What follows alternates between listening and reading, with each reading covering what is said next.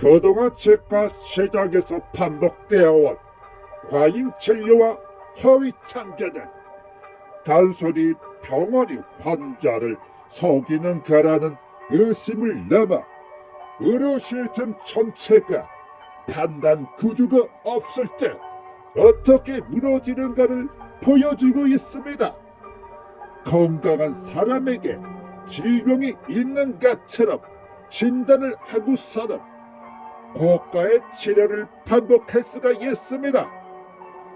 과장된 설명으로 불안감을 조장하는 행위 자체는 명백히 속임수이자 윤리적 위반 행위에 가깝습니다. 그렇다고 하여 일부 사례만으로 전체 산업을 이해한다는 건 무리가 있습니다. 실제 의료 현장에서 발생하는 대부분은 처음부터 속이려는 의도보다는 복잡한 의료 시장 구조 속에서 자연스럽게 발생하는 왜곡이란 것입니다. 이 병원 서비스 분야는 본질적으로 정부가 비대칭되었다는 점을 간과해서는 안 됩니다. 유사는 질병, 치료법, 예후, 비용 등 전문적인 지식과 판단 기준을 모두 고려하는 반면 환자는 이에 대해 거의 무지한 상태입니다. 이러한 상황에서 의사의 설명은 단순 정보 전달을 넘어 판단을 제시해 주게 됩니다.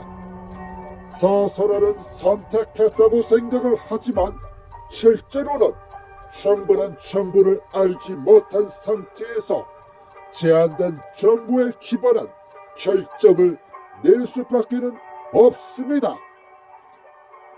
불신은 이렇게 시작이 됩니다. 의료진이 단 하나의 치료 방향을 제시를 할 때 정답으로 받아들일 가능성이 높습니다. 복수의 선택지, 강요법의 장단점, 벗은 가능한 위험, 그리고 기다릴 수 있는 시간에 대한 충분한 설명이 없을 때 결정권이 사라지기 마련입니다. 다른 사업체도 마찬가지이지만요, 막대한 고정비에 시달리게 됩니다. 임대료, 직원 급여, 의료 장비, 감가상각, 광고비 등 매달 결정대로 제출되는 비용이 상당합니다. 여기에 더해 내용 객수가 감소하고 경직이 심해집니다. 같은 지역 내에 병원이 과잉 공급이 되고 요즘은 갈수록 어려워지죠. 가격 경쟁은 극심해지는 상황. 이러한 전체 속에서 병원은 선택의 기로에 놓입니다. 첫째, 보다 적극적으로 운영을 하고 치료 건수를 줄여 비용을 절감하는 것입니다. 둘째, 적극적으로 제한을 하고 시술 건수를 늘려 현재 매출을 유지하는 일입니다. 안타깝게도 대법원의 은행기관은 생존을 위해 두 번째를 선택하게 되죠.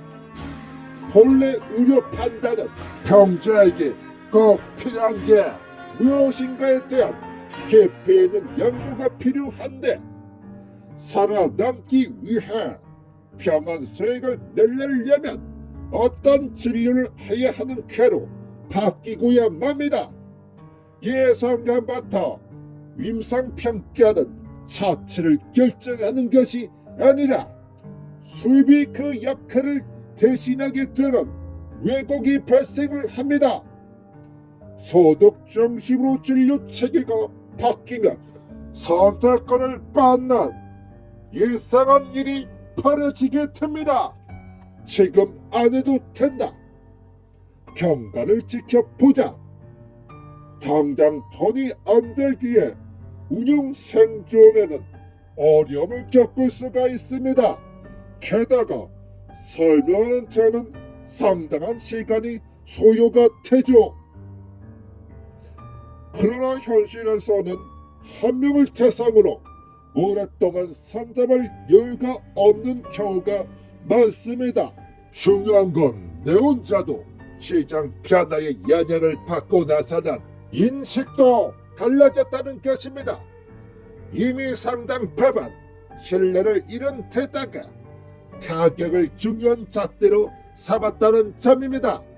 소셜 미디어에는 의료 정보가 범람하지만 신뢰도를 스스로 판단하기가 어렵습니다. 광고와 진료 격차가 커지면서 그대로 믿기도 어렵습니다. 그래서 어차피 뭐라니 가격이라도 싼 데로 가자 체념을 합니다.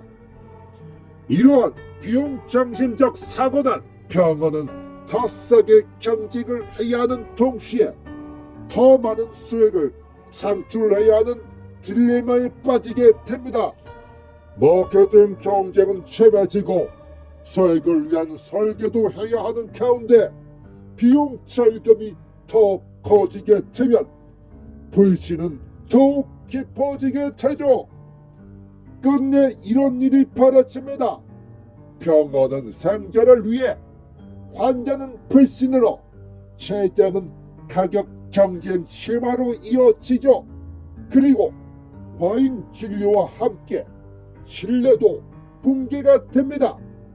이건 특정 잘못을 넘어 해당 시스템이 자연스럽게 그러한 방향으로 설계가 되었다는 것입니다. 이 사안은 판단 기준이 감과 외부 압박에 의해 이루어지면서 윤리만으로는 해결이 어려운 지경에 이르게 됩니다. 진정 필요한 건 판단을 구조하는 것, 환자가 여러 요법의 비용, 위험, 성공률을 객관적으로 비교하거나 병원 측에서는 수반되는 잠재적 위험과 예상 비용을 제시하는 것입니다. 그리고 자신의 상황과 선호도를 맞춰 기준과 정보를 제공을 해야 합니다. 이러한 합리적인 판단 저하가 부재시에는 악순환이 반복될 수 있다는 것입니다. 허위 정보는 개인의 잘못이라고 단정할 수 있을까요? 아니면 시스템적 오류를 부정했던 우리에게 잘못이 있었던 건 아닐까요? 다음에도 이야기는 계속됩니다. 도움이 되셨다면 구독, 좋아요, 알림 설정 부탁드립니다.